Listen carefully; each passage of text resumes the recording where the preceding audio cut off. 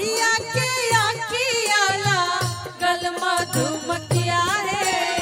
खोज के ले आइल बाड़े खोज के ले आइल बाड़े दमदायल बेलवा है खोज के ले आइल बाड़े दमदायल बेलवा है खोज के ले आइल बाड़े बाबा अरे अरे सगुनी अरे अरे सगुनी सगुना वाले ले अरे तो हरे सगुना वाए सगुनी हो खेला बिया अरे तो हरे सगुना वाए सगुनी हो खेला बिया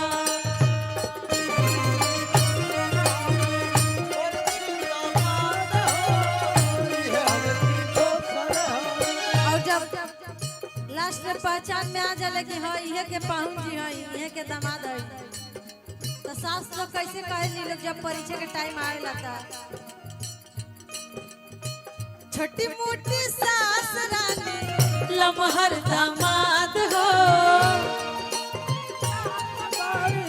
लमहर दामाद हो छोटी मोटी सास रानी लमहर दामाद हो तनिया सानी हुराए बबुआ तनिया सानी हुराए बबुआ पर चपली लार हो तनिया सानी हुराए बबुआ पर चपली लार हो तनिया सानी हुराए बबुआ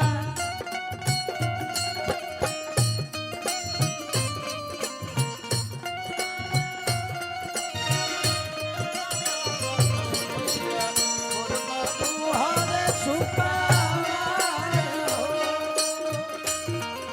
तुहरे सुपावार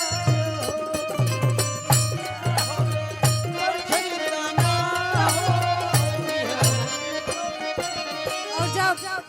दुल्हा दुल्हन लेके जाले अपना घरे तो उनका यहाँ उनकर माता बहन लोग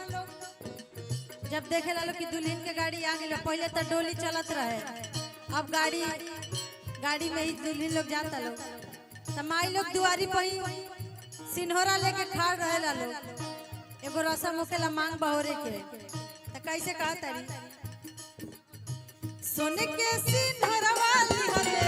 हम बड़ी खाड़ हो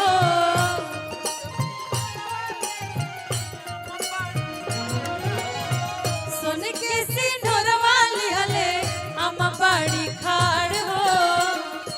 कैसे कहता रही खोला बबुआ पलक के वड़िया खोला बबुआ पलक के वड़िया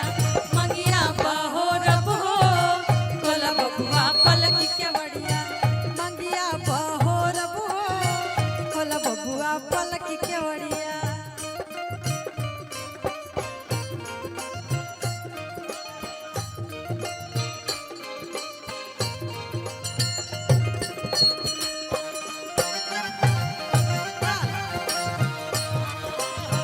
कटहर